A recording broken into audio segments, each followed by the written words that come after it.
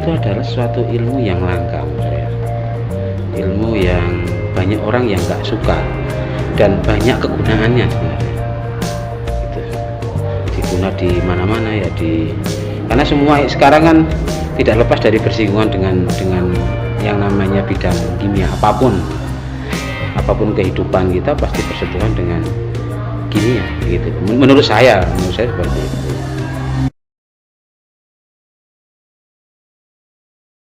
Kimia itu bisa diaplikasikan di mana-mana gitu. Dalam skala rumah tangga sampai industri yang sangat besar itu juga banyak memanfaatkan atau menggunakan ilmu kimia.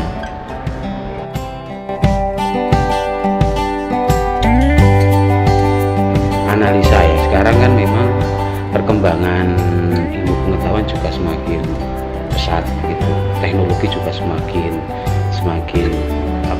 berkembang sangat luar biasa, sehingga sekarang teknologi untuk analisis kimia juga semakin mudah. Sebenarnya mempelajari kimia menjadi semakin mudah gitu.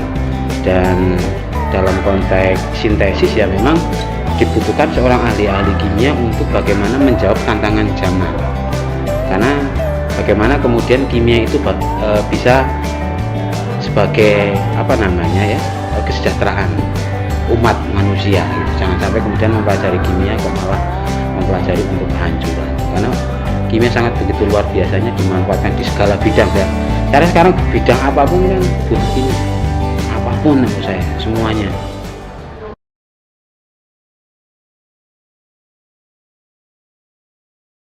Saya senang dengan kimia ya karena kemudian saya bilang begini, di awal saya sampaikan bahwa kimia itu kan memang kehidupan ini pasti ada hubungannya dengan kimia.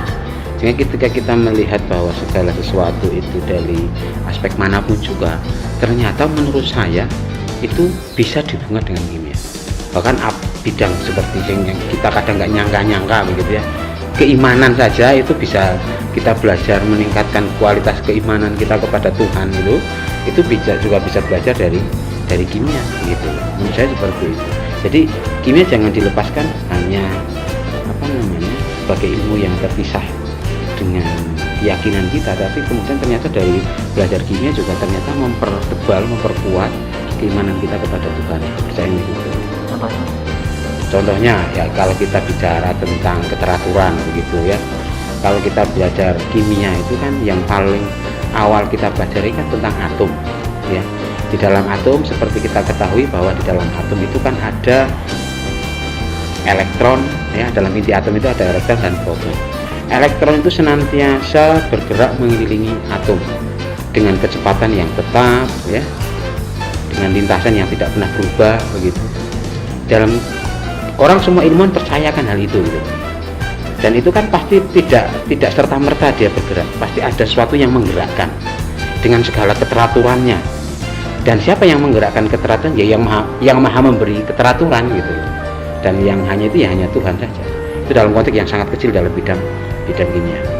Dalam konteks yang lain pun, kalau kita belajar kimia maka akan semakin memperkuat keimanan kita gitu, kepercayaan kita bahwa hal-hal yang sebenarnya tidak baik itu bisa ditinjau dari kimia, bahwa itu misalkan tidak madorotnya, atau dalam hal ini madorot itu tidak baik ya, buruk gitu, itu karena misalkan saja ada aspek kimiawinya. Misalkan begini, kalau kita bicara alkohol haram gitu ya, kita orang kimia kan tahu alkohol yang membuat haram itu sebenarnya apanya begitu.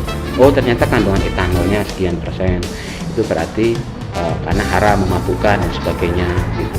Kita kan tahu, kalau orang dalam bidang ilmu yang lain mungkin agak susah mencari keimanan dalam tinjauan saintis, itu agak susah.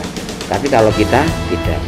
Nah kalau dalam bidang saya sebagai bidang analisis kimia gitu, kalau bicara bidang kimia, maka ketika setiap analisis itu biasanya membandingkan dengan standar, bahwa standar suatu apapun standar itu paling tidak syarat utamanya adalah kemurniannya tinggi. Dalam agama yang saya yakini begitu, kalau kita mempunyai pegangan, mempunyai standar kehidupan gitu, ya yang betul-betul murni. Contoh misalkan Al-Quran. atau kitab suci kita lah umat Islam itu. Kitab suci kita itu kan nggak berubah-ubah dari dulu sekian abad yang lalu gitu ya, sekian abad yang lalu sampai sekarang nggak pernah berubah. Nah itu murni mas saya. Tapi kalau itu berubah-ubah karena ulah campur tangan manusia menjadi tidak murni lagi. Yang kedua, syarat standar itu tertelusur, dapat ditelusuri. Maka dalam bidang agama kita yang kita yakini pun, ketika kita punya peraturan-peraturan agama itu kan, atau ketentuan-ketentuan yang di dalam agama itu kan bisa ditelusuri.